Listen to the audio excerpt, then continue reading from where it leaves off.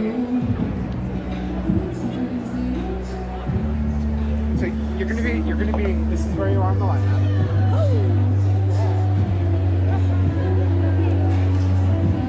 So you're gonna be right before Josh. So there's Governor Peter Welch, Keisha, Hinsdale, Goyal.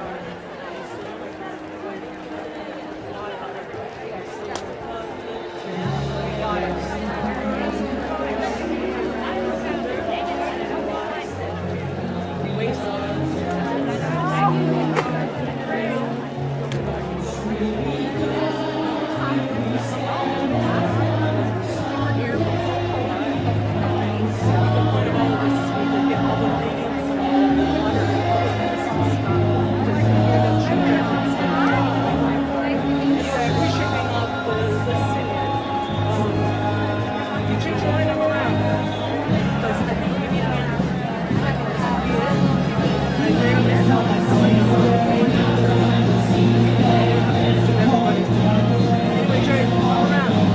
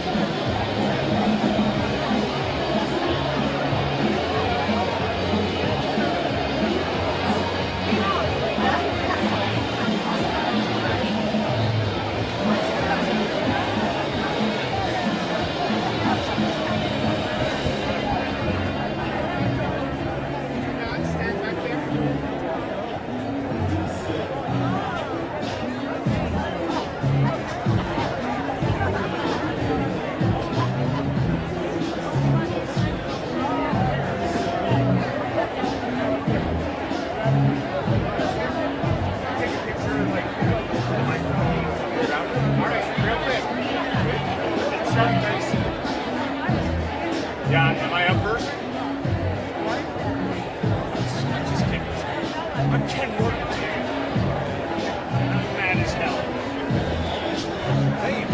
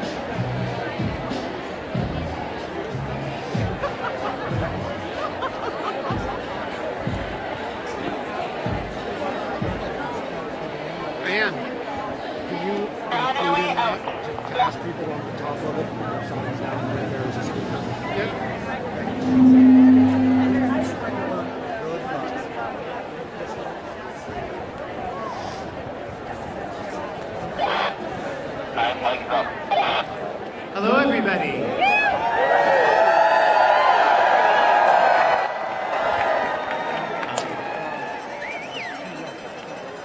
My name is Geri Peterson, and I'm the lead organizer of 5051 Vermont. We would ask that everyone who's on this top landing, if you could keep your signs down so that everyone in the crowd can see the podium. Thank you. Thank you. It is a cold day today, so if everyone could watch out for each other. Look for signs of hypothermia, including confusion, shivering, difficulty speaking, sleepiness, or stiff muscles. And if you see something like that, we encourage you to move, walk, or go someplace warm. Louder. This is getting better. All right. So, this time last year, I had a choice. Having read Project 2025, it was clear what Trump had in mind for America. In particular, Project 2025 outlines a genocidal agenda targeting trans people. It labels trans people as pedophiles, for which it implies the appropriate punishment is death.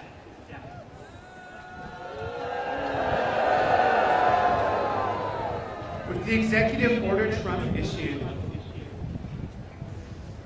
earlier this week, wherein he claims that gender-affirming care constitutes child abuse. The final bricks of that program are being laid. This time last year, I had a choice. At that point, I was still in the closet. I had spent most of my life as a recipient of white male privilege. I hold a degree from an elite Ivy League university. I work in an industry that disproportionately rewards my labor. I was safe. But when I looked in the mirror and acknowledged the truth of who I am and the threat that Trumpism poses to the world, I understood what I had to do. And so I claimed my power and committed to giving everything I have to resist this great evil that threatens everything and everyone I love.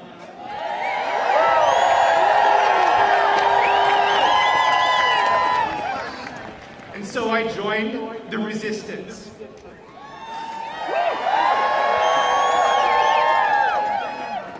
I spent the fall campaigning for Kamala in Philadelphia. And today, I'm the leader of 5051 Vermont. And I'm not alone. I'm joined by a kick-ass crew of volunteer organizers and partner organizations like Indivisible and Rights and Democracy. I'm joined by some of the most effective elected leadership in America. Leaders like Treasurer Mike Pieciak, Governor Madeleine Kunin, and Senator Peter Welch. And I'm joined by all of you.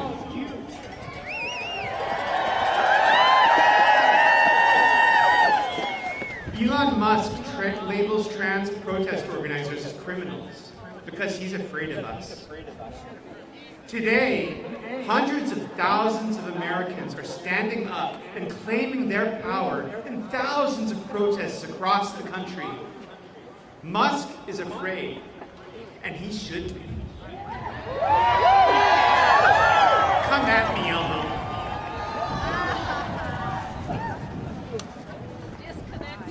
Please join me in welcoming former Governor and U.S. Ambassador Madeleine Kunin.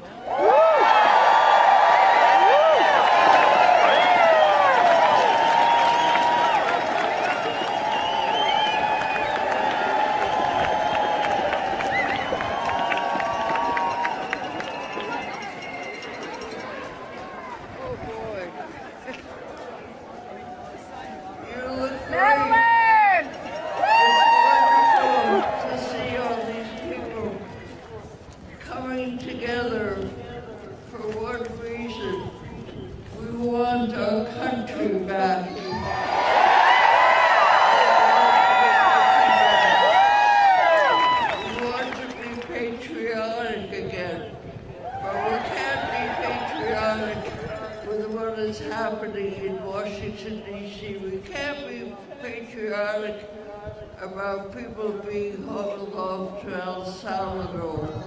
We can't be patriotic about the disappearance of the Department of Education. I once was Deputy Secretary of Education. Those are good people. And we have to fight to hold on. We have to do what John Lewis said, is create good trouble. Your presence here today is patriotic.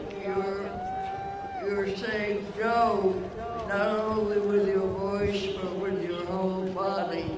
You're protesting, and protesting is patriotic.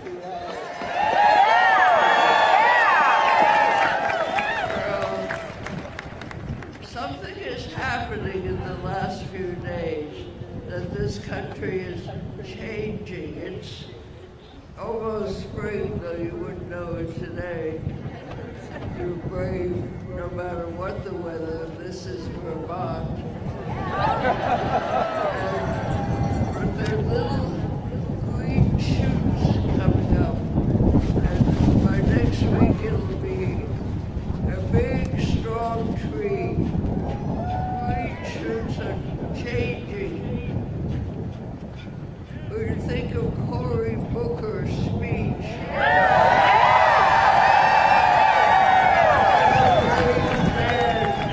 what a wonderful man. If he can speak for 25 hours and some minutes, we can stand here and assert our belief in good old-fashioned democracy.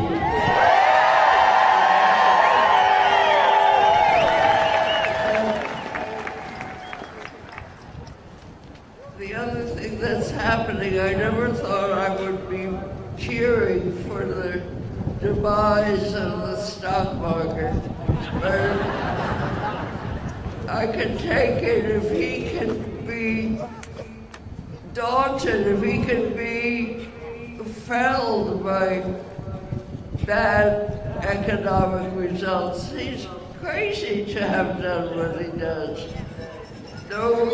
No economist thinks that tariffs will lead to prosperity. But we have another green shoot, and that is Wisconsin.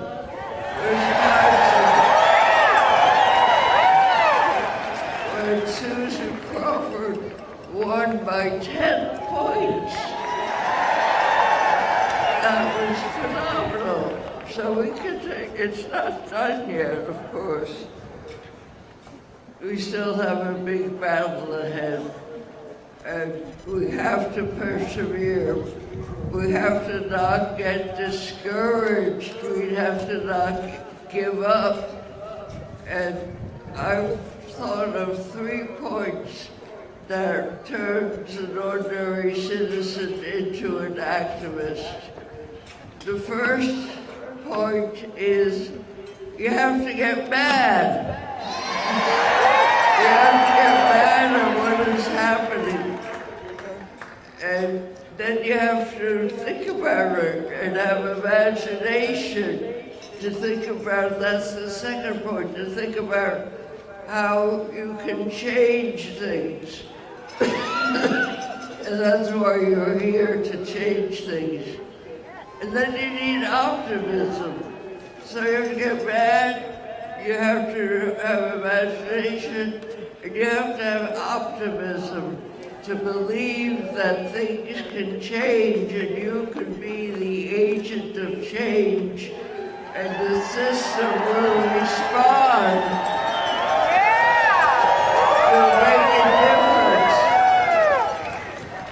And I'm here today partly because my mother, a widowed woman, brought me and my brother Edgar May to the United States.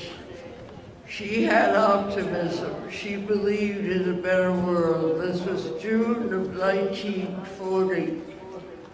And she told us, in the United States, you can achieve anything. You can achieve anything. And we're going to continue to believe that so we can turn this country around. That believed in not censoring DEI, that believed in freedom of expression, in freedom for others. And I'm proud to be an American. Thank you.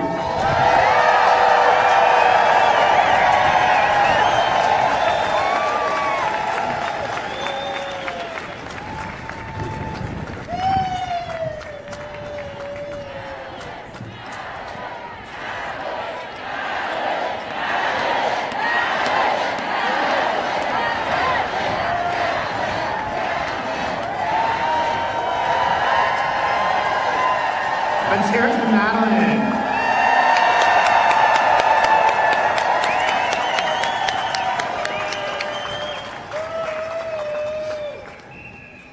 Next up, we have Senator Peter Welch, who was up all night long in a vote-a-rama down in D.C. He made it here, and he's still talking, and because he just thought it was so important to talk to all of you. So please welcome our Senator, Peter Welch. Thank you, Montpelier, thank you, Vermont.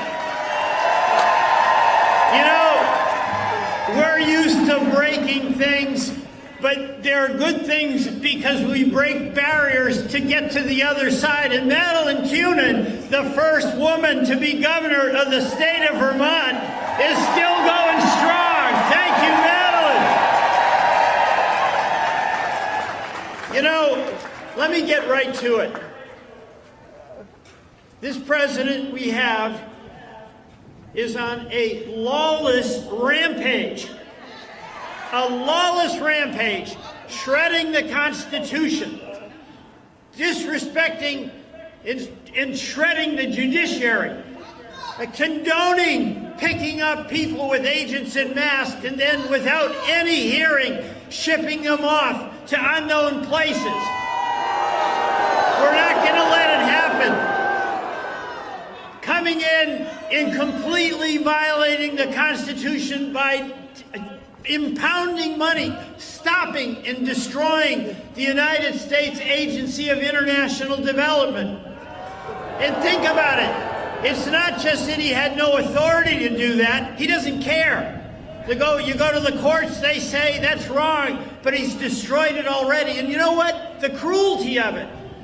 There's food in warehouses, and hungry kids outside the warehouses, and the people who would deliver that food to those hungry kids have been fired, and that food is rotting in the warehouse. The cruelty of that.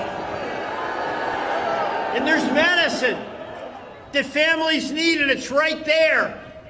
But it can't be delivered because the folks whose job it is to do in all these countries that have depended on us, they've been fired. That is not America. That is not what we do. And then we have the Project 2025 with the effort to fully implement it, doing things that violate the rights of our brothers and sisters. We can't allow that. And what we are also seeing is that Donald Trump is saying to the courts, enforce your own orders. I don't obey those orders. We haven't seen that ever in our history. So when we get calls, Bernie and Becca and me, from Vermonters every single day, hundreds of them saying, stop them. We have to do everything we can, and we will. And let me tell you, we were. You know, everything that you say and think is worse than that. We've never seen the power of the presidency be used against the people of this country. And it is like Donald Trump has declared war on the people he is supposed to represent in this country. And these policies, you know, just going back, just think about that inauguration. It was inside because it was cold. Really? You know, I was talking with some of the cleanup staff at the Capitol, and they looked at me when they heard it was going to go inside, and they said, Peter, wasn't it colder when Obama got elected? He was willing to go outside. Was it Trump or was it Zuckerberg who had to keep warm? Was it Musk that had to be warm? All the billionaires who were next to the president on that dais, it tells you all we need to know. That's right. Stop the coup. Stop the oligarchs. Stand up for Vermont and stand up for democracy. Oh, and by the way, we do love Canada. We love Canada. And by the way, we love Greenland. And by the way, the Panama Canal belongs to Panama. I mean, what is with this guy? Seriously, what is with this guy? You know, we were last night on the Senate floor, Bernie and I were there. Step one for the Republicans to pass the Trump tax cut. And Bernie and I and several of our colleagues were voting against all of that, proposing our amendments to save Medicaid for kids, to save Medicaid for the 2 out of 3 seniors who are in nursing homes and depend on it, to save Medicaid for kids who are disabled and it makes a difference whether they can have a wheelchair, to save Social Security. And what is it that the Republicans want to take all those things to pay for? It's that incredible tax cut. I mean, Elon Musk will get $50 million lower on the taxes he already doesn't pay with the Republican tax plan. I like this sign, make the billionaires pay. It's about time. It is really about time. But, you know, Madeleine said something, and I'm beginning to see it. You know, there's a lot of anxiety that we have. Every day you wake up and it's something new. You know, yesterday they fired everybody in the low-income heating assistance office in Washington. Can you believe that? But whatever they did yesterday, they'll top it with something today. And it's dismaying to us. But the cracks are beginning to show. These tariffs are going to hurt our farmers. These tariffs are going to hurt our manufacturers. These tariffs are going to hurt everyday Vermont families who are going to pay more for electricity, more for home heating fuel. Everybody's going to be hit. And for what? It makes no sense. But what's starting to become clear is not only Donald Trump arrogant, he's really stupid. These things make no sense. It's all downside. And we started and got 4 Republicans to vote to take those tariffs away. We won't get it in the House, but we got to keep fighting. And let me just say, we don't necessarily want to fight. We want to love. But if we have to fight so that we can love, that's what we'll do. And I so remember when I was getting involved in politics, I had this notion that people in Washington or in high places, they knew things that I didn't know. And my cousin Tommy died in Vietnam, and I started asking the question, what do they know that makes this right? And that's when I took to the streets along with my brothers and sisters to protest the Vietnam War. And when black citizens in this country couldn't vote and we fought for civil rights, it wasn't the politicians in Washington who really made it happen. It was the people in the streets of Montreal, of Boston, of Springfield, Mass, where I grew up. And that's why every day when you call me and say, Peter, what did you do today? That's a fair question, and I'll do every single thing every day I can, along with Bernie and along with Becca. But all of us have to do our part, because what we know here in Vermont is that the power of the people is from the bottom up. And you are here today standing up for hope and democracy, because what this is all about is each of us doing everything we can to live in a society where we help each other be the best person that we can be, where we respect the dignity of each person in the life each person has chosen to lead. And that's why when I call Bernie today and I tell him about the thousands of people who are out here It's going to inspire us to continue, and we will continue to do with you every single thing we can to protect and preserve our democracy, because as Madeleine said, we love our country. And the other thing I'm going to say, God bless Cory Booker.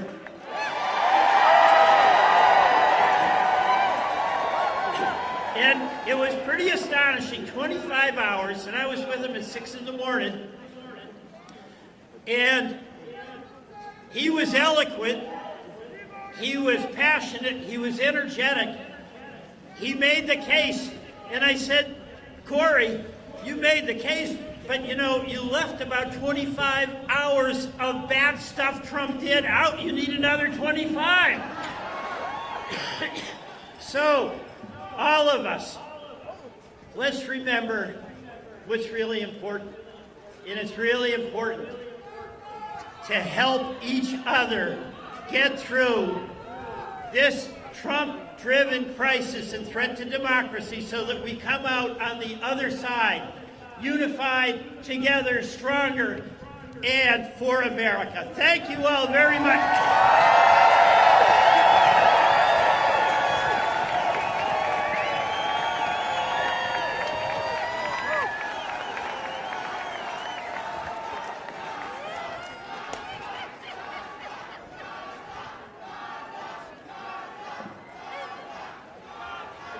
All right. Next up, we have Senator Keisha Hinsdale.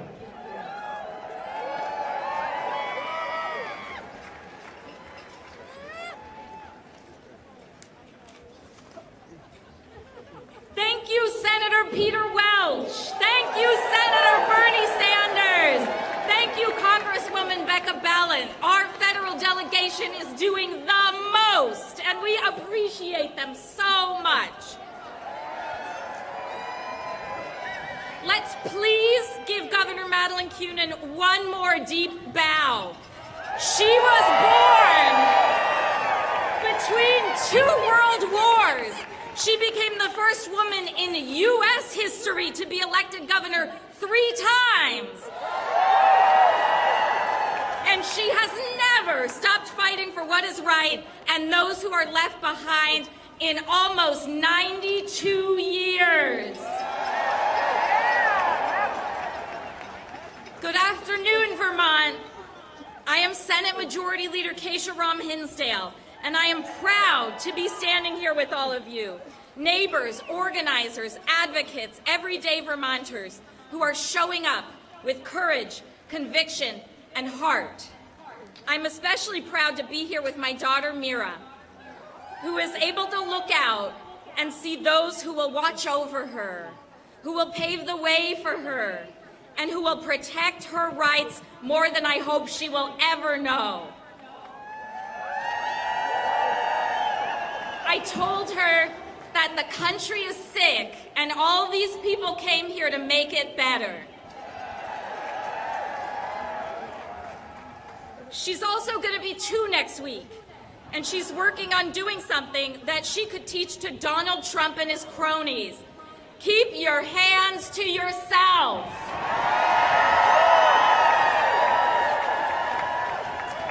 So here we are today across Vermont and the nation with one message loud and clear: hands off. Hands up.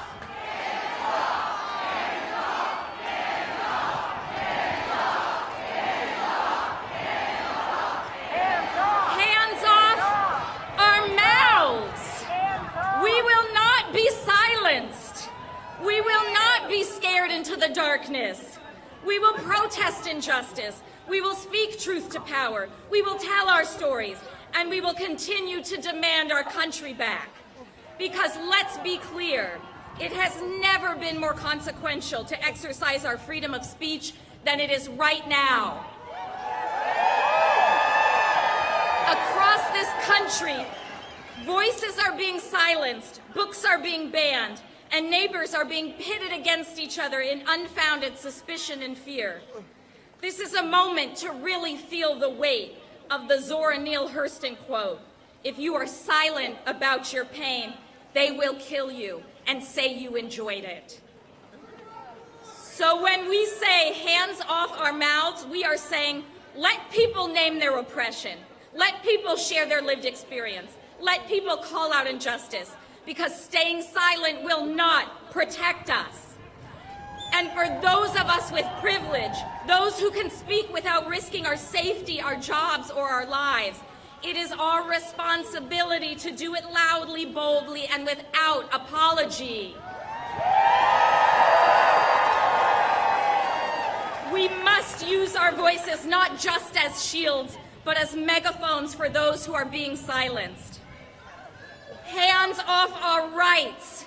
We will not accept attacks on immigrants, on students, on young women like Rumeysa Ozturk, who was abducted in broad daylight in Boston and is now due her day in court and her constitutional rights here in Vermont. We will not accept attacks on our trans neighbors. And you should know that despite our differences, we voted 30-0 to stand with trans and non-binary Vermonters in the state Senate.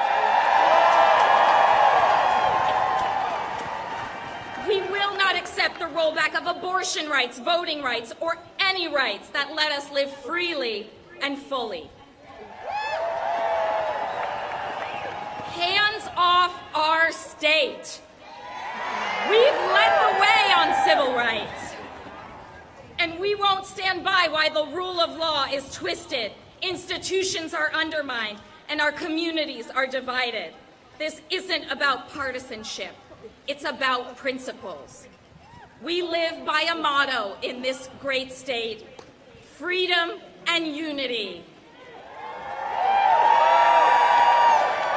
And that means we fight for each other's freedom.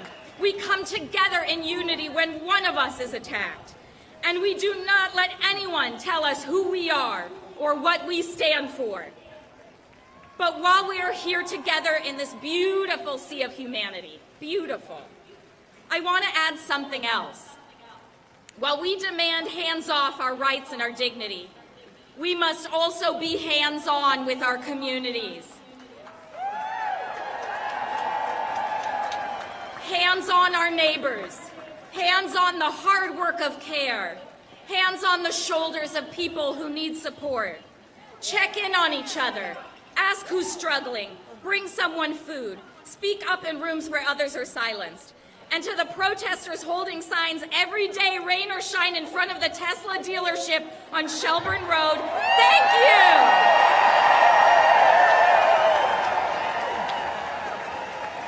You lift my spirits up and bring my blood pressure down every day when I drive home from the State House. You are not screaming into the void or preaching to the choir. You are reminding us that we have the power when we stand together and do not back down. That reminds me of an image I'll leave you with. The sequoia tree. The tallest tree in the world, the tallest living thing on earth. They survive because they do not stand alone. Oh, baby. I was a little scared. Mommy's yelling. It's a little scary. They survive wildfires, storms, and centuries of change because their roots reach out and intertwine beneath the surface, holding each other up, locking arms underground, refusing to fall. That's what we do here in Vermont. We reach out, we hold one another up, we stand tall together, because as Vice President Kamala Harris reminds us, courage is contagious. So let's keep showing up for each other, our communities, and our future. Hands off our rights, hands on our communities, freedom and unity, now and always. Thank you.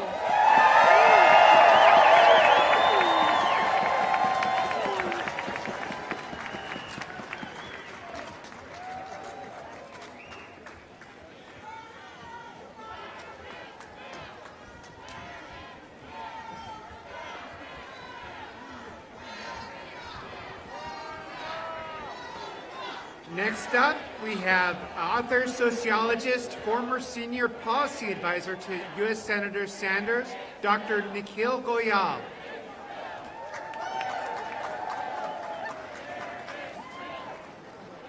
Good afternoon.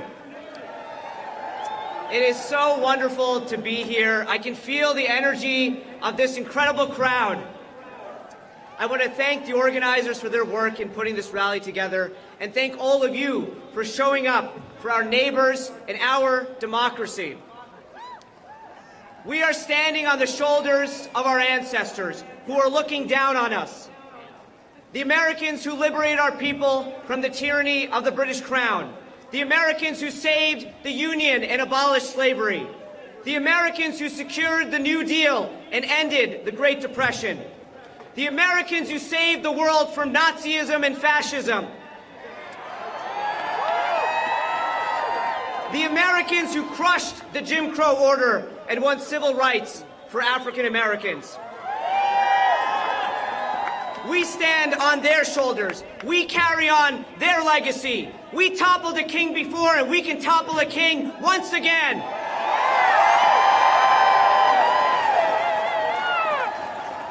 We are the people that we have been waiting for. Nobody is coming to save us. We are standing up. We are speaking out. And we will not go down, not without a fight.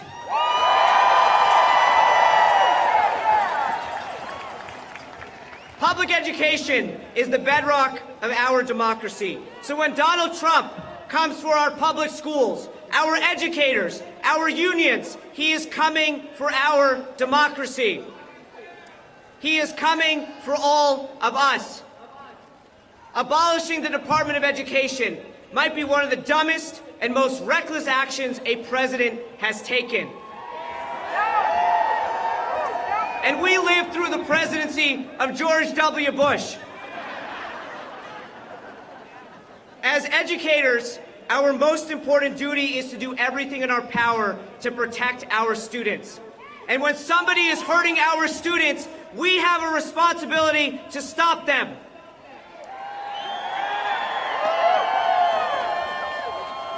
We will not allow Donald Trump to abolish, defund, or privatize our public schools, to pay for tax cuts for his billionaire friends and corporations. We will not allow Donald Trump to slash millions of dollars from Vermont public schools, take away the arts, music, sports, after-school programs, and special education services from our children.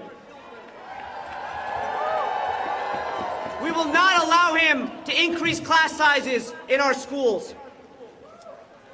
Our class sizes mirror those of some of the most wealthy private schools in this country, where the wealthiest parents send their children. Phillips Exeter Academy in New Hampshire caps class size at 12. Sidwell Friends School in Washington, D.C., where Presidents Obama and Clinton sent their children, has class sizes of 20. If it's good for the president's children, you better believe it's damn good for rural kids right here in Vermont.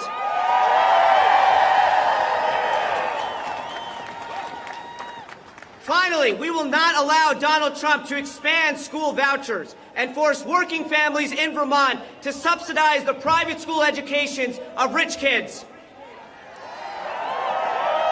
We will not stand for this, whether it comes from Donald Trump or from Governor Phil Scott. So when I say public dollars, you say public schools, public dollars, public schools, public dollars, public schools, public dollars, public schools.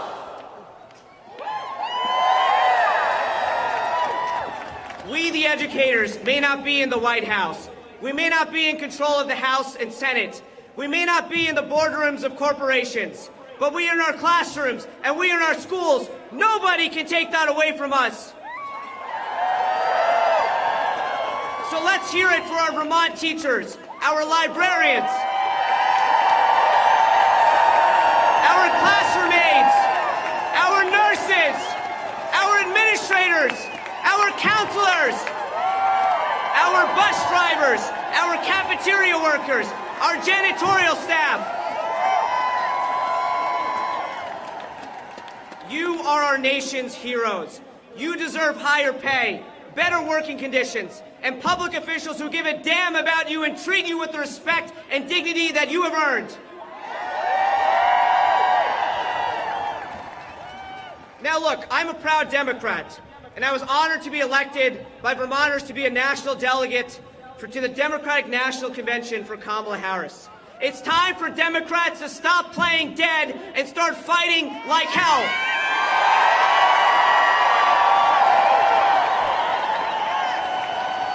It's time for Democrats to take the lead of Becca and Bernie and Peter and Cory Booker and AOC and Ro Khanna. We are the party of working people. We are the party that won the 40-hour work week. We are the party that won the minimum wage, collective bargaining rights, Social Security, civil rights legislation, Medicare, Medicaid, the Clean Air Act, the Clean Water Act, the Child Tax Credit, the Affordable Care Act, marriage equality, the American Rescue Plan, the Inflation Reduction Act. It is time to lead with our values and fight for lower costs for working families. We are proud Vermonters. Our state has always been the moral conscience of our nation. We were the first state to abolish slavery. We were the first state to legalize same-sex unions. We were the first state to make polluters pay, and we will make history again. It is easy to watch what is happening in Washington and fall into a state of despair and hopelessness. But that is what Donald Trump and the MAGA Republicans want us to do. They are banking on us being silent and beaten down and exhausted by the chaos. But we cannot let them win. The only way we're going to get through the next 4 years is by leaning on each other, coming together in communities, as friends, as neighbors, as Vermonters, and as Americans, and fighting like hell for the rights and freedoms we hold so dear. So let me ask you, Vermont, are you ready to fight? Are you ready to organize? Are you ready to make calls and knock on doors and speak to your friends and your neighbors and your family members? Are you ready to stand up for our public schools? Are you ready to stand up for our unions? Are you ready to stand up for Medicare, Medicaid, and Social Security? Are you ready to stand up for reproductive rights? Are you ready to stand up for our environment? And let me ask you, are you ready to win? This is our moment. This is our time. Let's go take our country back. Thank you very much.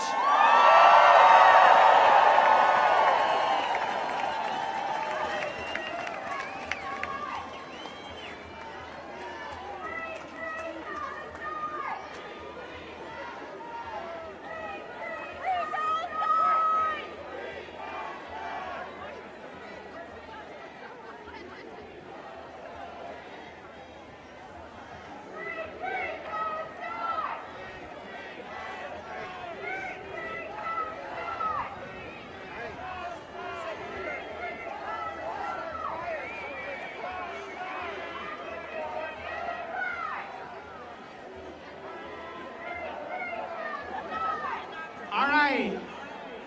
Next up, we have our group of singers singing "O Canada." In honor of our sovereign and independent neighbor to the north, we'll sing "O Canada" in English, French, and English. One verse. Feel free to join. Feel free to join because the choir never showed up.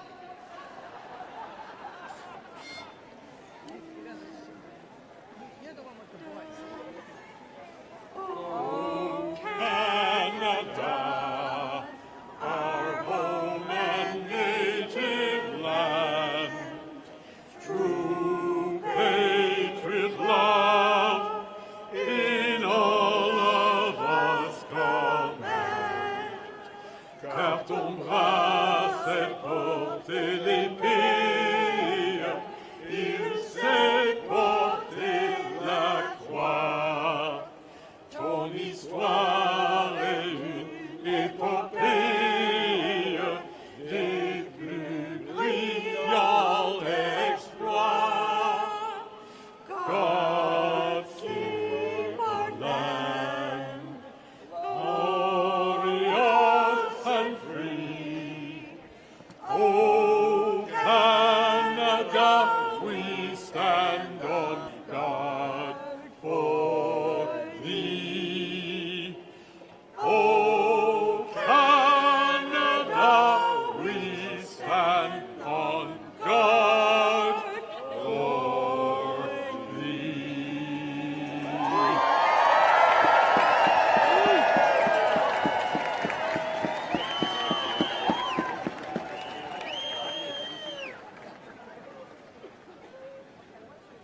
Next we have Josh Freed. Josh Freed is an award-winning filmmaker and writer for the Montreal Gazette, for which he has won 3 national newspaper awards as Canada's best columnist, as well as the Canadian National Medal for Humor. Welcome, Josh Freed. Thank you. It's great to hear our national anthem played here, so thank you, and as we say in Canada, merci beaucoup. Now, to be honest with you, until recently, we Canadians didn't sing our national anthem very much. Most of us didn't even know the words. That's true because they're always changing.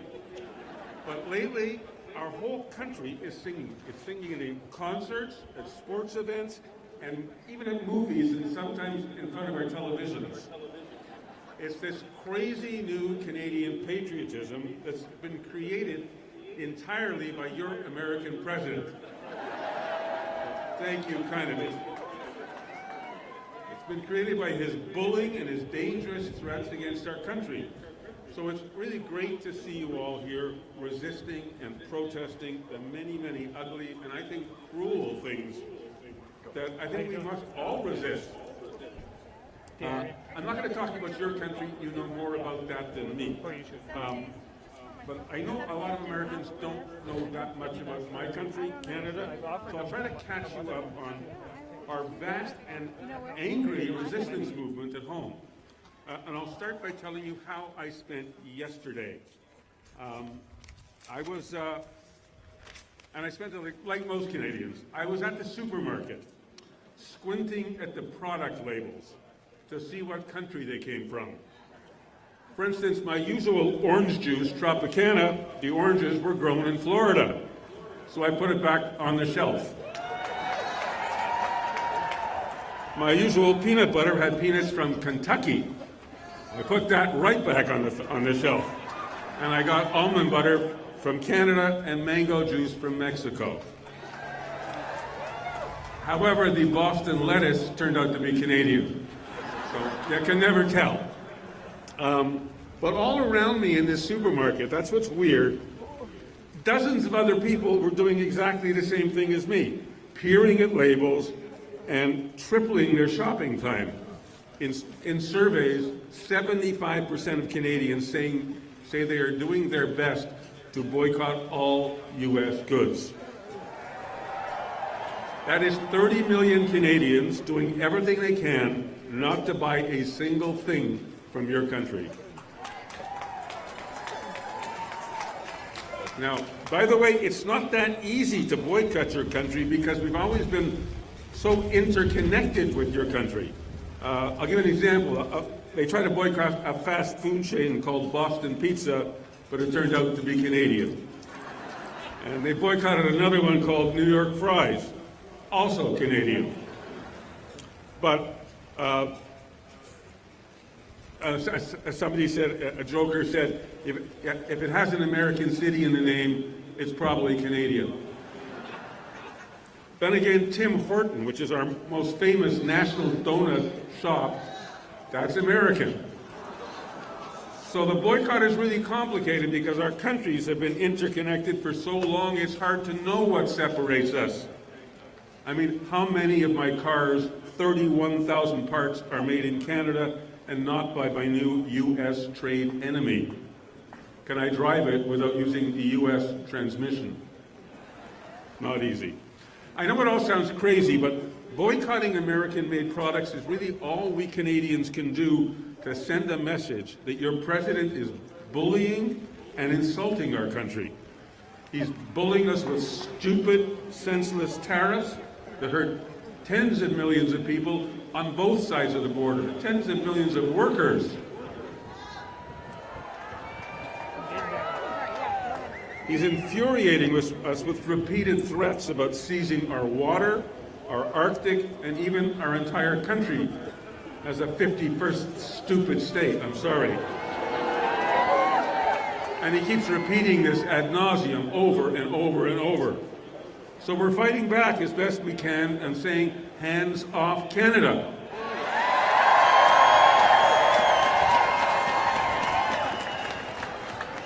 That's also why flight bookings to the U.S. this year are down by 75% as Canadians travel elsewhere. Anywhere but here. And that includes me, I'm sorry to say. I mean, I love visiting Burlington and Montreal and Middlebury and a lot of other places. I come biking here in summer, I come skiing in snow in winter, but I won't come back again. I'm not coming back. My microphone is gone. Hello?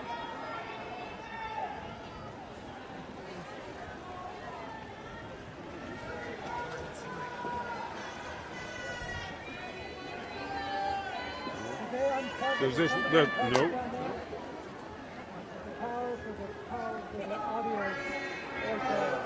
Testing. Come on. Hello? No.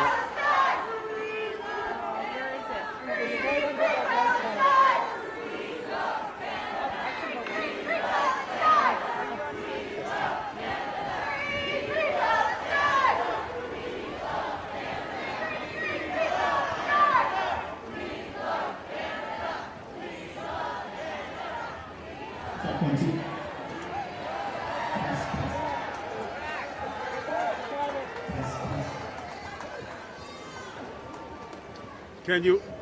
All right, you just had to range. Walk over here. Walk over here. Can that work? Genocide is a bipartisan crime! Free Palestine! Genocide is a bipartisan crime! Free Palestine!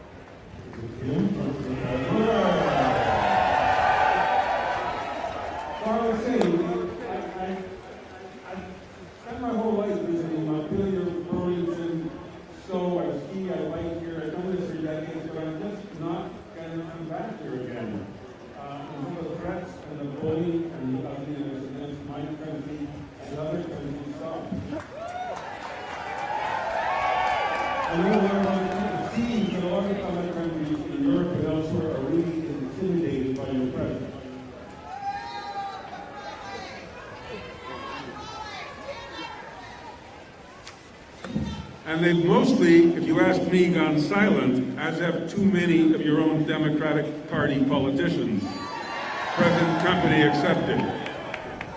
But we Canadians are really fighting back more noisily than any other country you'll see. We are practically the international resistance against your president. But we often feel quite alone and abandoned. So again, I'm really glad to see you all out here fighting as hard as you can too. Now, I'll just make a fast segue and say, why are we Canadians not eager to become U.S. citizens? Well, I'll give you a couple of fast reasons, okay? We have universal Medicare for everyone. It's Not perfect, but it's free for everyone. It covers everything. There's no such thing as a precondition. You can't lose your house. You can't go bankrupt. It's free.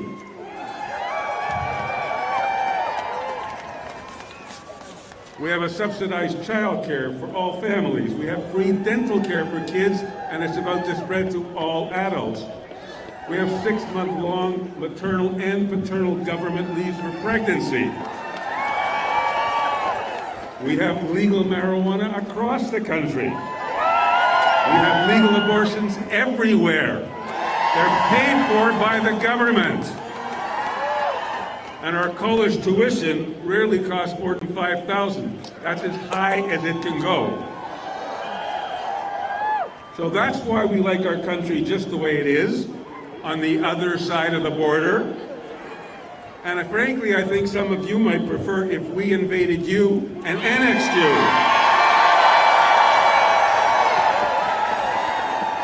That way, we could make you the 11th province and give you all those free services too.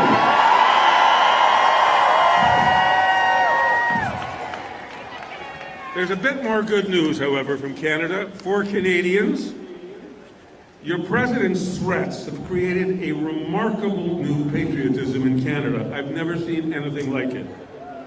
We Canadians have actually never been big nationalists or big flag wavers. But there are suddenly millions of flags flying all across the country. There are hundreds of thousands of flags tattooed to people's hands and arms and faces. We're singing "O Canada," and we're actually learning the words.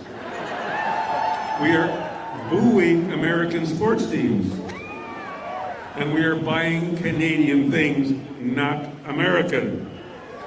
And in our coming election, you may know, we're probably going to elect our Liberal Party. Now, this party was 25% behind in the polls 3 months ago. It is now 10% ahead in the polls.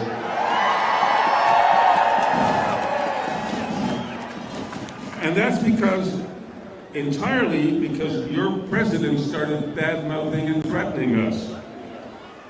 And that's because our Conservative Party candidate is a MAGA lookalike. And right now, that is the last thing on earth most Canadians want anything to do with. So, we want someone to defend our country against yours in a different kind of MAGA. And it goes, "Make America go away." Our country's highest award in Canada is something called the Order of Canada. It's a bit like your Congressional Medal of Honor. So I recently suggested, sarcastically, in my Gazette newspaper column in Montreal, that we should award your president the Order of Canada, because he's united all Canadians like never before in patriotism and fury at him. Anyway, I'll end this little talk by saying I've always loved coming to Vermont and spending time with you Vermonters, and I'm going to miss you. So I hope your resistance movement keeps growing and growing and growing like ours has, and I hope that I'll be able, well, by the way, where it has 88% support in Canada, and I hope that I'll be able to come back here again someday once when your government returns to its senses. Until then, please support our country or come visit us and spend your US dollars. Ideally, spend them at par, because our dollar keeps falling because your stupid president keeps threatening us. And we need all the help we can get. Good luck. Buy Canadian. Keep on resisting like we are. Hands off both our countries.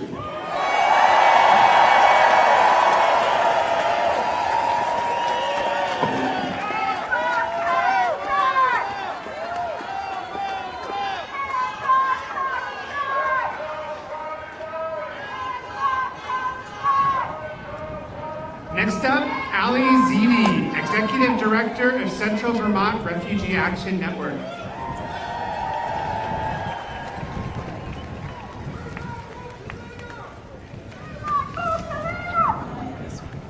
Hi, everyone. Thank you so much for being here today. My name Can you hear me? Okay. My name is Alie, Zenie, and I'm very proud to be here as the Executive Director of the Central Vermont Refugee Action Network, or CVRAN. If you're local to Washington County, you may have heard of us, but many of you likely have not. We are a small nonprofit service provider working to assist refugees, asylum seekers, and migrant workers to access things like housing, legal support, job training, and social connection across central Vermont. Thank you. We do most of our work behind the scenes within the community and away from the public eye. And yet we find ourselves challenged in this particular moment to take a bigger and more public action than perhaps ever before in our organization's 10-year history. It is clear that we must band together and mobilize to protect all of our community members, especially those whose immigration status makes them a target for potential civil rights violations or seizure by the authorities supposedly here to keep us safe. We are here today to say, keep your hands off our neighbors, our friends, our students, and our loved ones.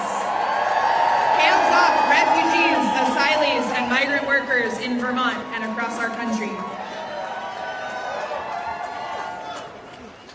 There are current... I think it's not working again. We're out again. Testing. Oh, okay, I'm back. All right.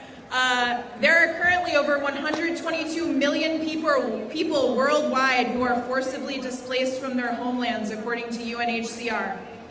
Organizations across the country and within Vermont operate based on a mission to serve people fleeing persecution and violence. In January, the U.S. Department of State put an indefinite freeze on refugee admissions and issued a stop work order and funding freeze for national refugee resettlement agencies like USCRI in Colchester and Rutland and ECDC in Brattleboro.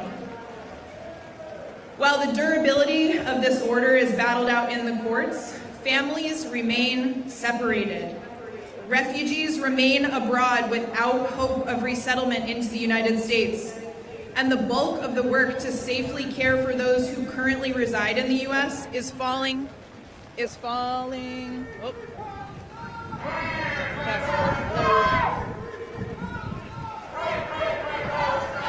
Test. Does this one work? Nope.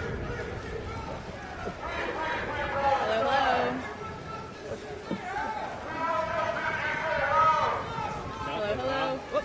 Nope, nothing. Yep. I don't know if it's... And maybe something to put the box in the ring. Oh, is it this? I don't know. Hello, test. Sorry, everyone. Test. Hello. We have to grab the bullhorn. Yeah, that's what we're looking for. Where is Oh, it? Right okay. there. Test.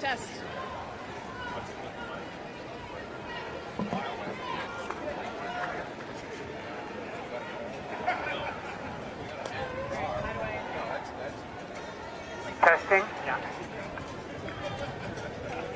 Hello? Can you all hear me? No. Can anyone hear me? Sorry to those of you in the back. I apologize. We're gonna have to make do. Where was I? Hello. Okay, I'm gonna scream. While the durability of this executive order is battled out in the courts, families remain separated, refugees remain abroad without hope of resettlement into the United States, and the bulk of the work to safely care for those residing in the U.S. is falling to state and local communities. Repeated attempts to slash temporary protected status for refugees who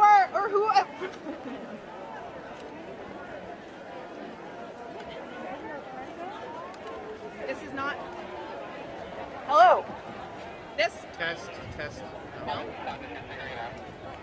Test. Ah, okay. All right. Thank you. Thank you. Sorry, thank you so much for bearing with us here. Thank you for being here in the rain.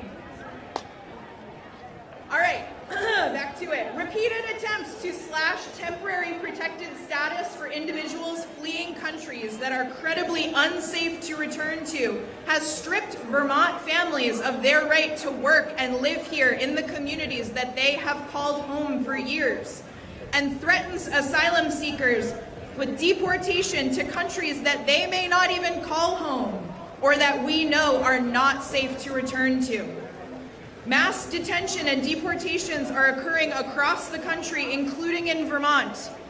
We cannot sit back as long-standing procedures and protections under the law are systematically dismantled, whether it's happening to non-citizens or it's happening to you. Each of us must speak up to demand better for all Vermonters.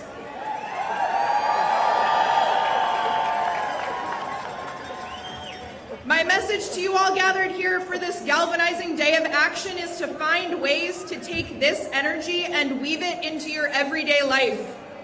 Find ways that work for you to remain informed, active, and deeply in contact with your own sense of empathy and ethics.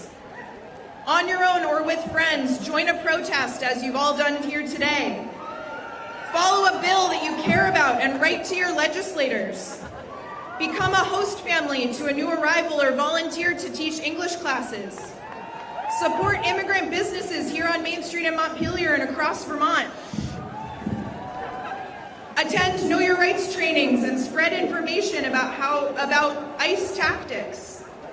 Participate in targeted boycotts. Join or build an organization fighting for immigrant rights, and make sure that whatever you do, you are somehow contributing to the transformation of Vermont into a safer and more inclusive place for refugees, asylum seekers, and immigrants not just to live, but to thrive.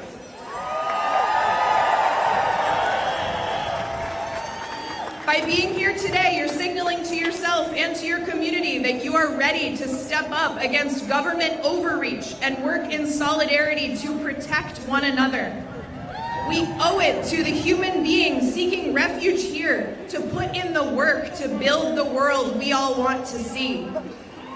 We owe it to ourselves not to turn away from the devastating reality of the global systems of oppression that result in increasing refugee crises across our world today.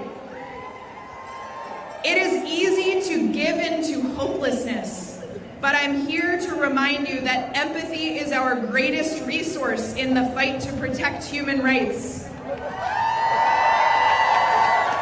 It is our shared moral imperative to choose ongoing, community-based, organized action to resist oppression and channel the power of the people, as Senator Welch said, from the bottom to the top. Immigrants are our partners, politically, economically, and socially, in the pursuit of a better and more just Vermont and America for all. Thank you all very much.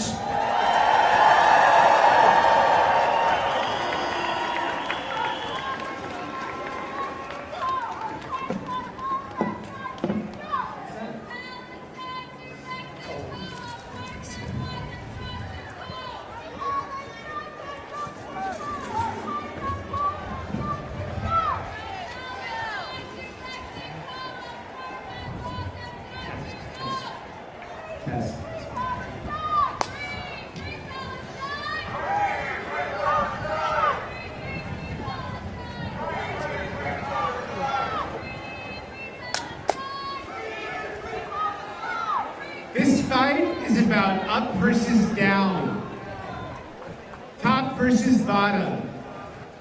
But when they push us down, we rise up.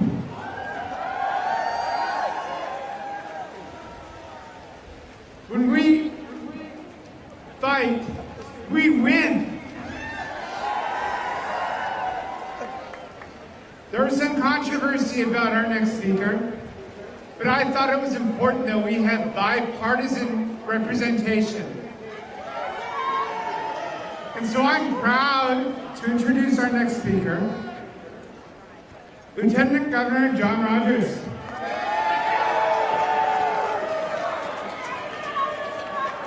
Thank you. As a Republican who supports women's rights, the LGBTQ community, local farmers and loggers, our manufacturers and other great Vermont businesses, the free press, the United States Constitution, and the rule of law. I'm appalled at what the Trump administration is doing to our state and our country.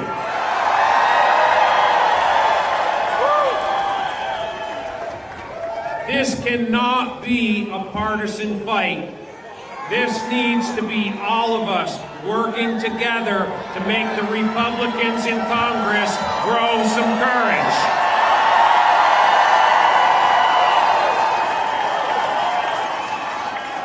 In 1859, Abraham Lincoln would articulate the ideology of the Republican Party, defining it as the party of ordinary Americans standing together against the oligarchs of slavery. They have forgotten their founding fathers, and we need to return to Lincoln Republicans. I am embarrassed by the lack of courage shown by the Republicans in Congress. I may not agree with Liz Cheney on everything, but she has more courage than all of the congressional Republicans put together.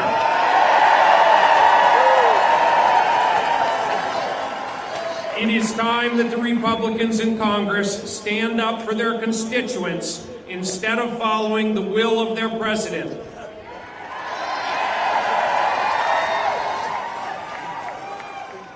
To the people of Quebec and the people of all of Canada, I say, Vermonters value our families, friends, neighbors, and allies in Canada, and do not support the trade policies of the Trump administration or the attack on their sovereignty. The people of Canada and Greenland don't want to be part of the United States because the first thing they would have to give up is high-quality universal health care. Our federally qualified health care centers provide health care for tens of thousands of Vermonters, and they operate on razor-thin margins. Any cuts to Medicaid could put these essential health care centers out of business. The people who use federally qualified health care centers would be left to neglect their health care or receive their health care in emergency rooms, which will add further pressure to our hospitals and the overcost of health care in Vermont. I fear that this could lead to the collapse of our health care system as we know it. I would be fine with getting rid of Medicaid as soon as Congress and the administration implements Medicare for all or some kind of universal health care coverage.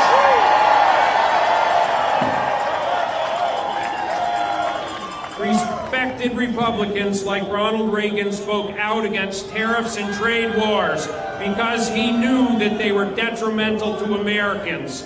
As Treasurer Pieciak has pointed out, these tariffs will lead to a massive cost increase for Vermonters who cannot afford to waste another $3,800 a year for nothing. I've been hearing from people in the forest products industry who've already been significantly impacted as Canada has shut off the markets for low-grade lumber and China and Vietnam have shut off the markets for hardwood. They literally have valuable logs sitting on the yards rotting because of Trump's ridiculous tariffs. Farmers will be paying more for sawdust if they can get it out of Canada, and those who truck it will likely lose business. Farmers in the Midwest who provide food for the world will go out of business because of the Trump tariffs, and it could lead to food shortages around the world. Many Vermont manufacturers and companies will lose massive amounts of money and sales because of tariffs. American brewers and distilleries are already seeing their orders cut. That includes one great distillery right here in Vermont at Caledonia Spirits. I'm proud of the Vermont Supreme Court's Chief Justice Paul Reiber, the Vermont Bar Association Board of Managers, Treasurer Mike Pieciak, and Attorney General Charity Clark for affirming their support of the rule of law.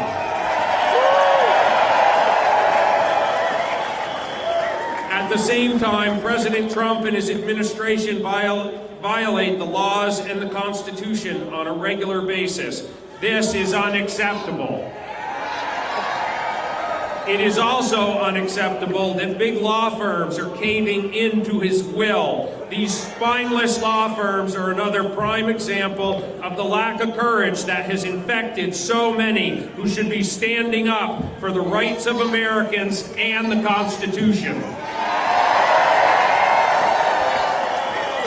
In the words of the late, great President Jimmy Carter, Tolstoy did not write War and Peace about Napoleon or the Tsar of Russia, or even the generals, except in rare occasion. He wrote it about the students, and the housewives, and the barbers, and the farmers, and the privates in the army. And there goes my piece of paper. And the point of the book is that the course of human events, even the greatest historical events, are not determined by the leaders of a nation or state like presidents or governors or senators. They are controlled by the combined wisdom and courage and commitment and discernment and unselfishness and compassion and love and idealism of the common, ordinary people like us here today.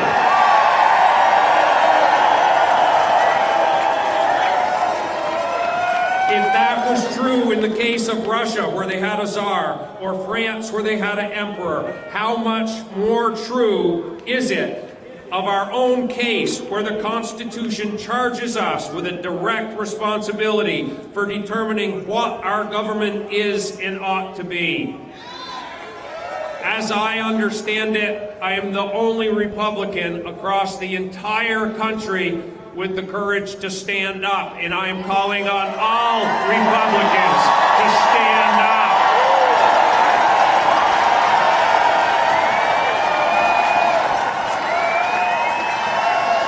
I would like to give a quick shout out to Representative Lipsky and Representative Donahue, who are two independents here in Vermont, who are also out here. This cannot be a partisan issue. We have to all stand together. Thank you.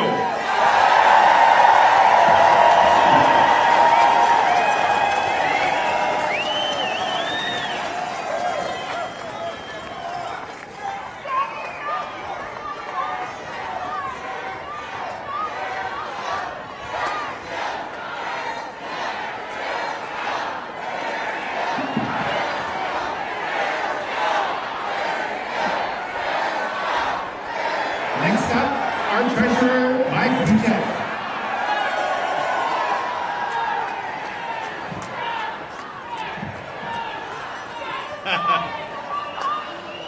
Well, good afternoon, Vermont. I'm Mike Pieciak, your state treasurer, and it's such an honor to be here with you this afternoon. I gotta tell you what, this is supposed to be a national day of protest, but when you see thousands of Vermonters coming out in the cold and in the rain, you know this is more than just a protest. This is a movement.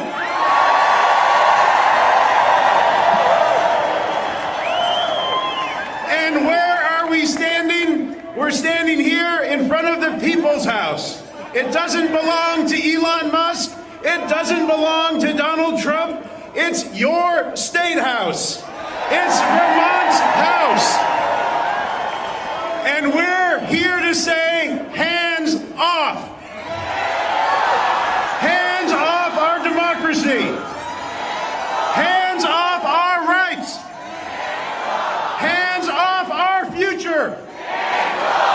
This is the third rally we've had here at the State House, and it's the largest one by far.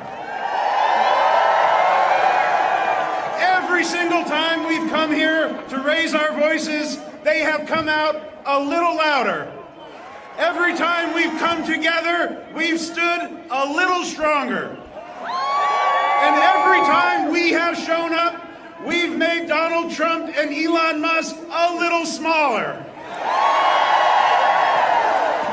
Now I gotta tell you, I hear the same questions you hear every day. When is the Democratic Party gonna stand up? When are they gonna find their voice? What's the right message? But I gotta tell you something that needs to be said. This moment is bigger than Democrats versus Republicans. This moment is about what is right and what is wrong. And in this battle of what is right and what is wrong, we don't just need Democrats, we need Republicans and independents and progressives and moderates and everyone in between. Quite frankly, we just need anyone with a backbone. We need anyone who has the courage to stand tall and say clearly and loudly what is wrong. It's wrong to grab a young, tough student off the street for no reason other than protesting the administration. It's wrong to sneak her through Vermont to get to a jurisdiction that will treat her less fairly. It's wrong to round people up on the streets with no evidence of a crime, no hearing, and send them off to a foreign prison. We are here to say loudly and clearly, hands off our neighbors. It is wrong to threaten the very existence of Social Security, a lifeline that millions of Americans depend upon every single day, and they've been paying into their entire lives. It's wrong to cut Medicaid, leaving our most vulnerable Americans to not have the access to health care they so desperately need. It's wrong to start a senseless trade war against our friends and allies. It'll do nothing but drive up costs and drive our economy into a recession. Higher costs for groceries, housing, clothing might not matter much to Donald Trump and his billionaire friends, but it matters a great deal to working people all across this country.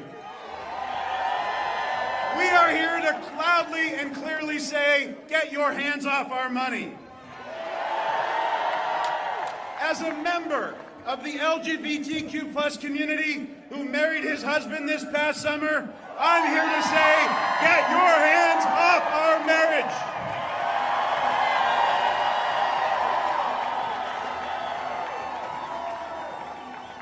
And as a member of the LGBTQ+ community, I want to stand here for our transgender friends to say, get your hands off our healthcare choices.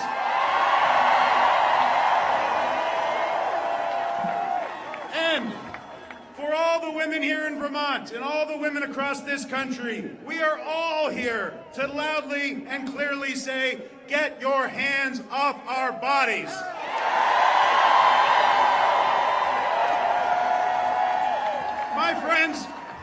My friends, these policies are not policy failures. These things are wrong because they are moral failures. We have a moral obligation to take action over apathy.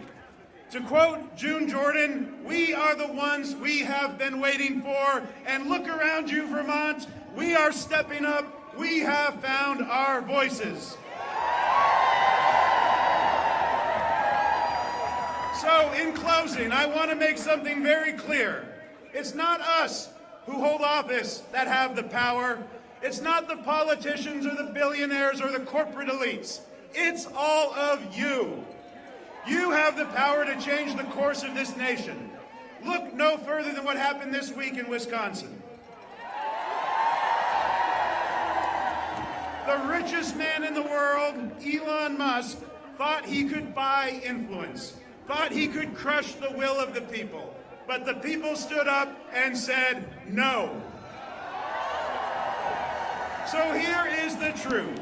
The power isn't in their hands, it is in our hands. It's in our hands to demand justice.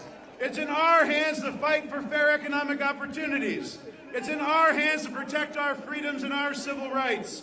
It's in our hands to stand up for what's right, and it's in our hands to show them we won't back down. So, let's remember, the power always has and always will be in your hands. Thank you, Vermont. Keep fighting, keep standing up, and keep taking back your power. Thank you.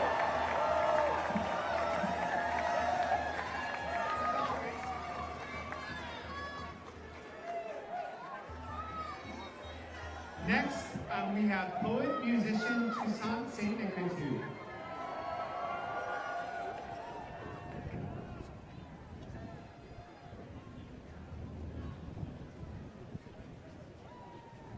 Okay, hands off our voices.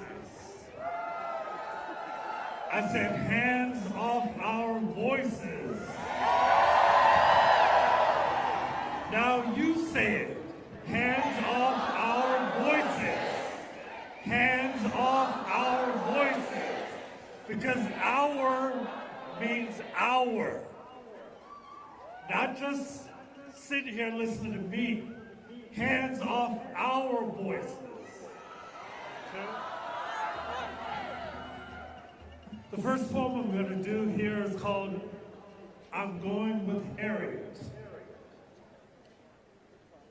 I don't know how many of you are with me on this, or how you might want to do as you wish, but I would be totally remiss if I didn't say in all seriousness, I am not going back.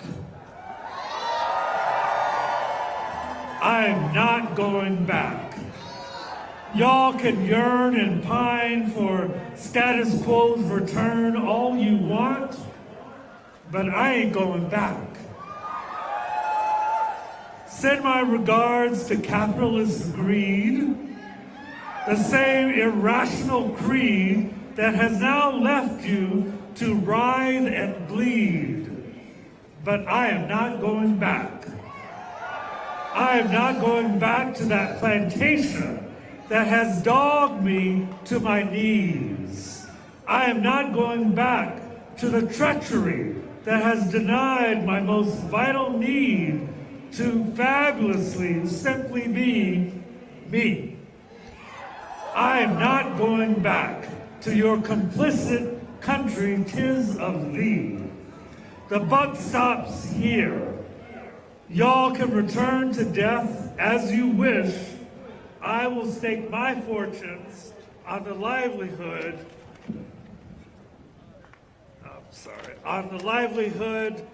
of mountains far from all this. The currency of my survival is as free as the stars from which I exist.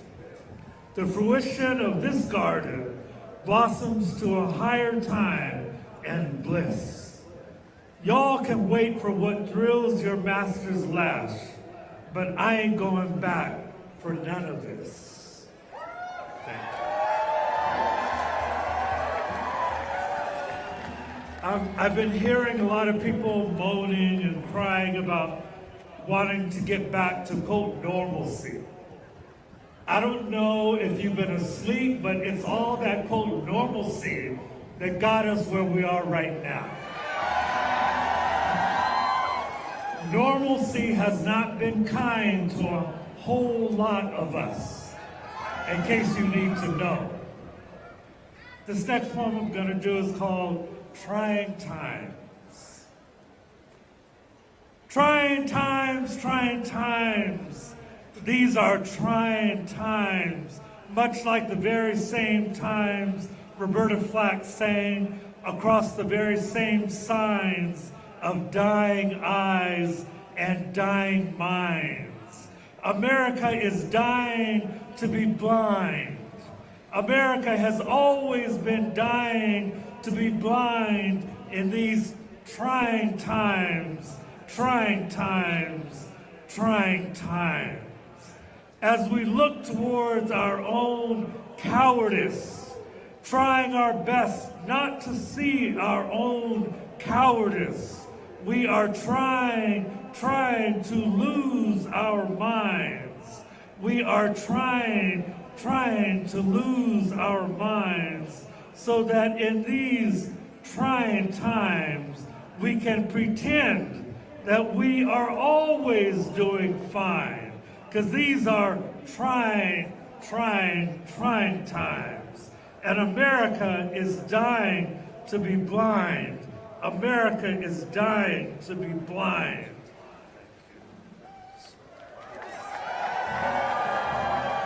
America is dying not to see. America is dying not to see the freely elected implosion of our lives, the freely elected annihilation of our blackness, of our brownness, of our queerness, our transness. We are dying not to see the freely elected annihilation of our freedoms, the freely elected annihilation of our futures, the freely elected annihilation of our rights to shine as we are. America is dying not to see who we are. America is dying not to see who we are. America is dying not to see, dying to be blind in these trying times, trying our best to lose our minds so as not to see the freely elected fascism of these trying times, trying not to see the freely elected fascism of these trying times, trying times.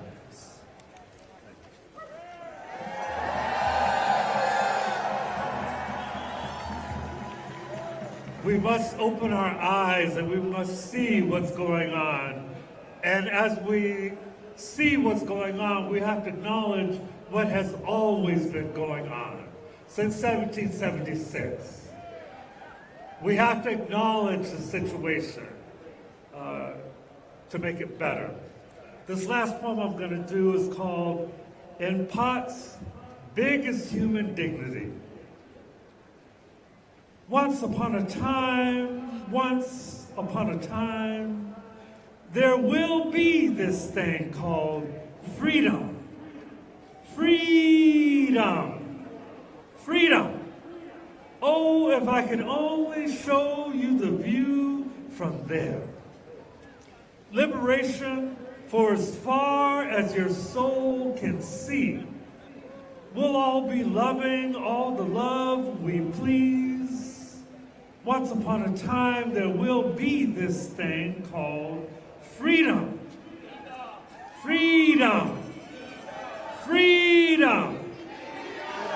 By this point, folks will have consciously obliterated all forms of boundary a long time ago. No presumption of supremacy shall ever be allowed there. Once upon a time, there will be this thing called freedom. We will know this to be true because we have always known this to be true.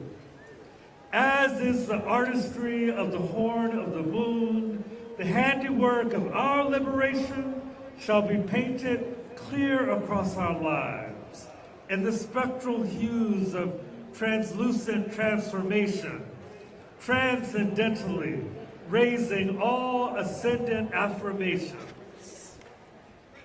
Once upon a time, there will be this thing called freedom.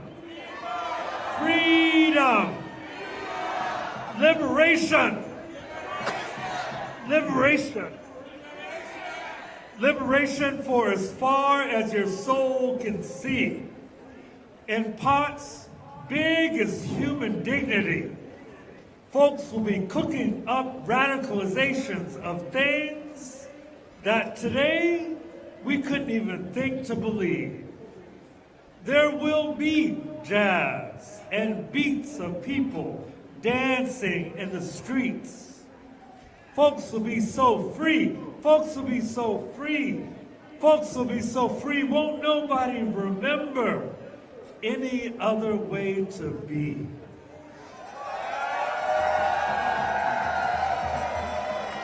Oh, if I could only show you the view from there. And the last thing I want to say here, make this happen. Dead seriously, and I'm talking to you. Don't wait for someone to come to the rescue, because we're the ones that have to come to the rescue.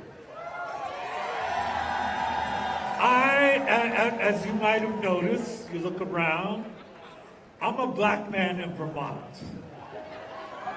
There aren't many of us. People keep asking me, Toussaint, do you feel safe? Hell no. No, I don't. You need me to tell you that? So if you want us all to be safe, if you want me to be safe, if you want us all to be safe, get up off your ankles and make it happen. I'm dead serious. I'm not bullshitting. Make it happen. Thanks so much.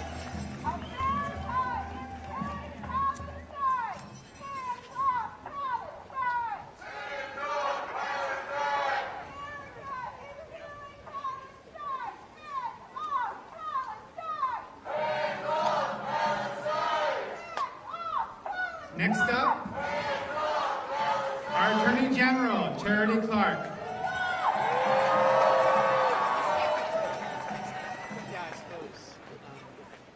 Okay.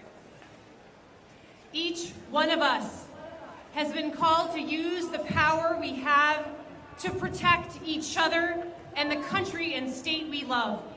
I honor your protest today. I honor your using your voice and your freedom to speak out against tyranny, against chaos, against oligarchy. The power that I have as Attorney General in this moment is great. And rest assured, I will use that power to protect you and the country we love. As Attorney General, I am the person who represents this sovereign state of Vermont. I represent the state in court, and when the Trump administration violates the Constitution or federal law, I sue.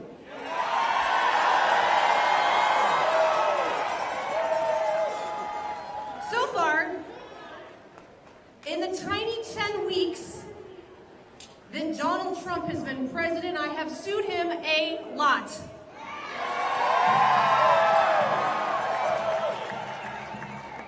And every time the president violates the law or the Constitution of the United States, I will be there. Across this country, my fellow Democratic Attorneys General have joined me in showing that collaboration and our united passion for upholding the rule of law can stop the Trump administration. The birthright citizenship ban, remember that, has been blocked. The federal funding freeze, blocked. The freeze of NIH grants to research institutions like the University of Vermont has been blocked. The plundering of Americans' data at the Treasury Department by Elon Musk and friends has been blocked. The mass firing of federal workers, blocked. And we await decisions in other cases like the gutting of the Department of Education, unconstitutional and illegal, And in the past 2 days alone, I have had to sue the Trump administration twice. Thursday, over an appalling and blatantly unconstitutional voter disenfranchisement executive order. And yesterday, I had to sue the Trump administration for trying to gut the Department of Libraries and other agencies. Because I took an oath to uphold the Constitution of the United States, and because I believe in America, I believe in its structure of democracy, the 3 branches of government, federalism, which preserves the sovereignty of the great state of Vermont, and of course, freedom. Do not despair, Vermont. Our country is strong.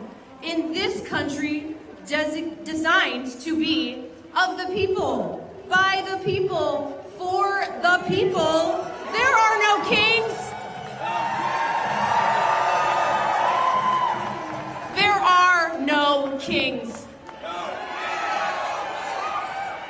Our project for the next year and a half is to keep using our power to stand up for the rule of law, for our great nation, for democracy, and for each other. The midterm elections will come, and I truly believe through the chaos and disrespect of sacred American values, the voters will restore sanity to Congress. And yes, and that is why Donald Trump is moving so quickly and so destructively, because he knows on Election Day 2026, his power will sunset.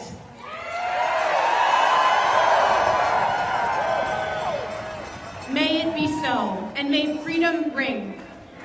Let freedom ring!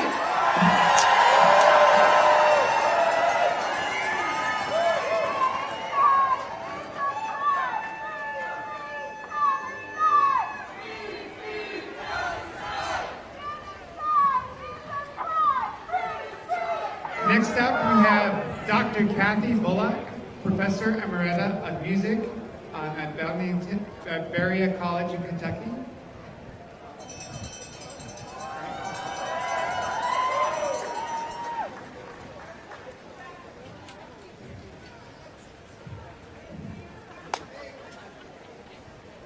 Hello, Vermont! You're looking beautiful!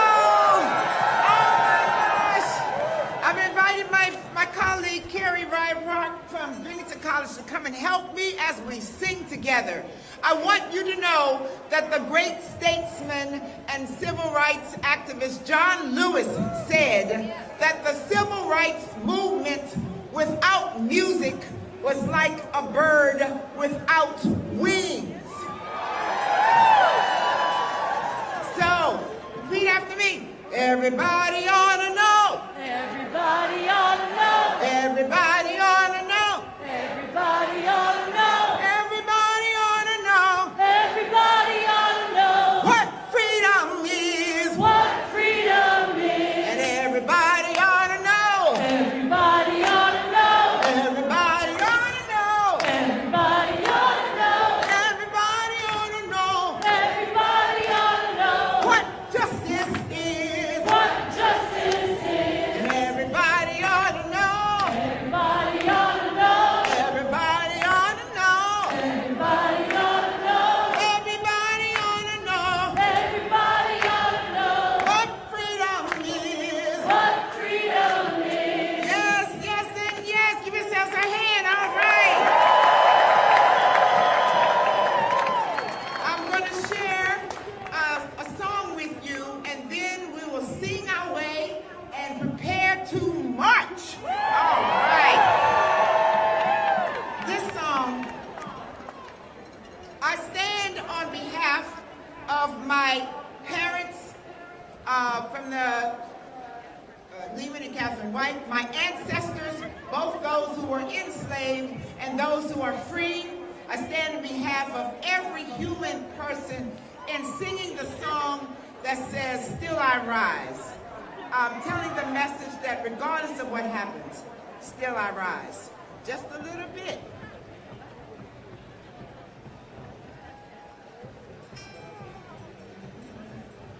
Okay, here we go.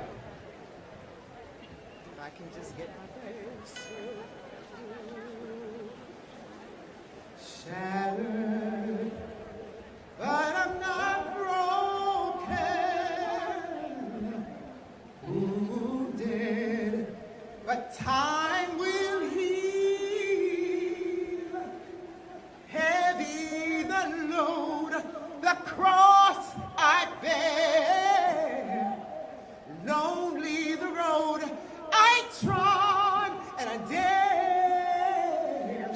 Shaken, but here I stand. Weary, but I press on.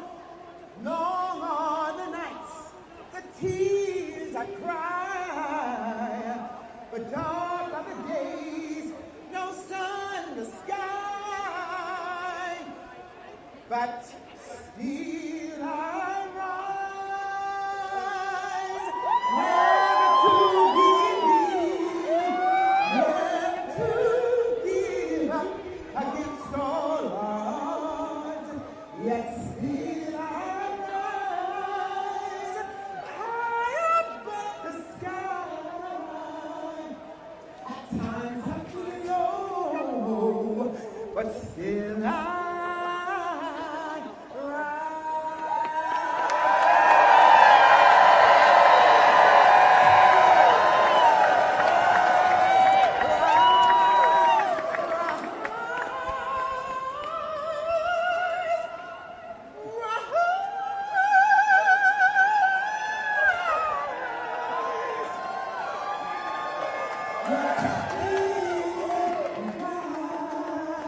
yes!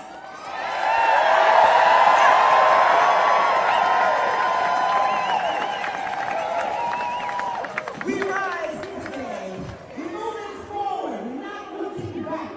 So, in the songs that began, the freedom songs that are as relevant today as they were 60 years ago or longer, we'll sing, "Keep Your Eyes on the Prize." Say that, keep your eyes.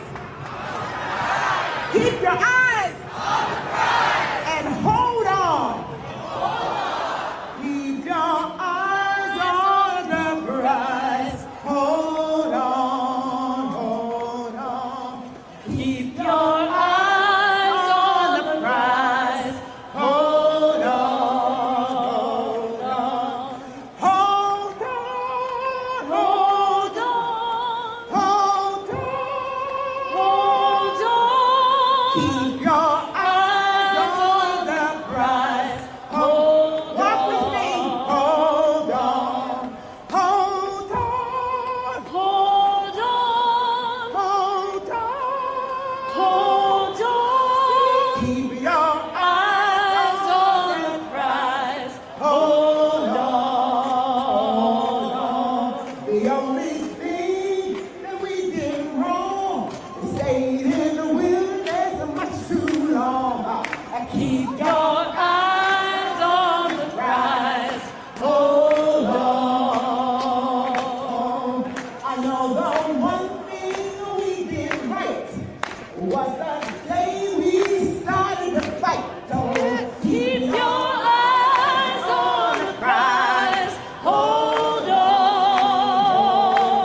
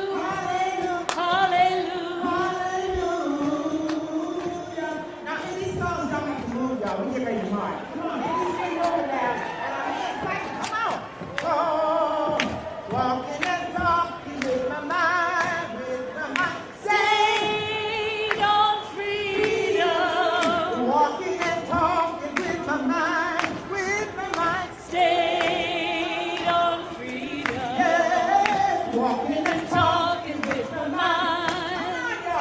Stand on freedom, hallelujah, hallelujah, hallelujah, hallelujah. Hands up, Hands up, hands up, hands up, hands up, hands up, hands up, hands up, hands up, hands up, hands up, hands up, democracy, hands up, hands up, hands up, security, Security. hands up, hands up, hands up. hands Y'all up. feel ready to march? All right.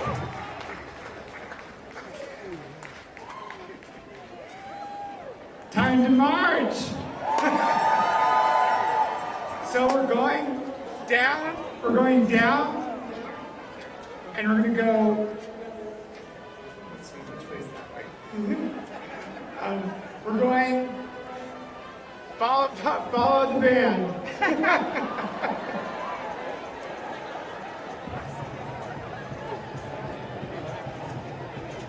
And one more time, give it up for Kathy Bullock.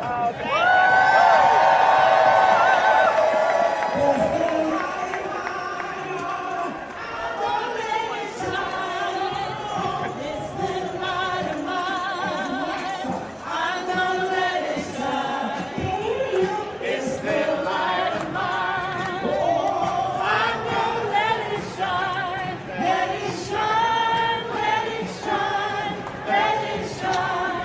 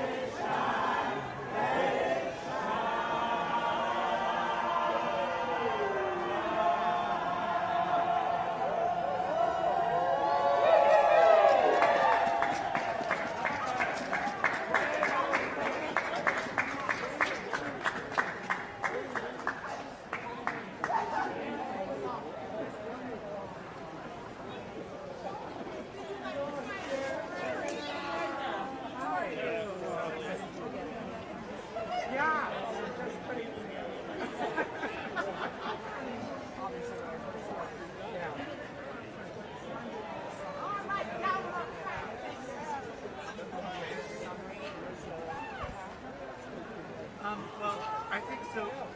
It was 3,000. It was just half here, and so like based on that, we think that since it filled up a whole lot of stuff.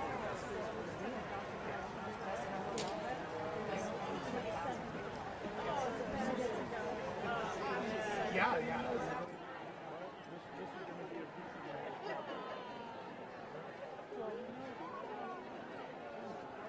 One of your boys can help me re-record my song.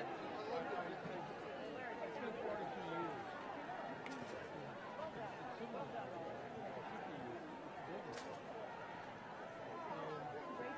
Now, 2002,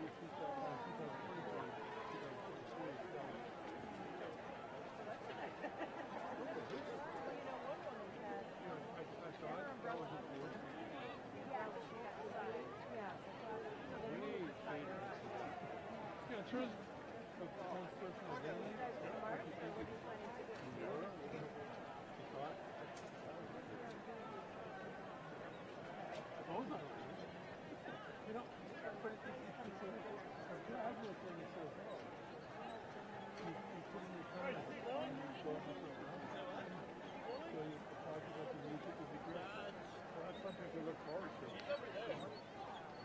It's always been a part of my life, and now I'm trying to actually learn about it. The technology for recording is more complex than my brain can manage. I need a young person who knows push this button. I can't do the push this button shit. There's too many buttons to push. The only one around is that knows that stuff. Still visual. Kevin. Kevin. Yeah. Andy records stuff regularly. Not with Kevin. You need Kevin. I know. Either one of them can push a button. All I need is someone to push the button. Oh, okay. As long as you know, I'm not looking for mastery. I just want somebody just to say, plug this jack into this jack, turn this setting to this setting. We're going to change that and then go.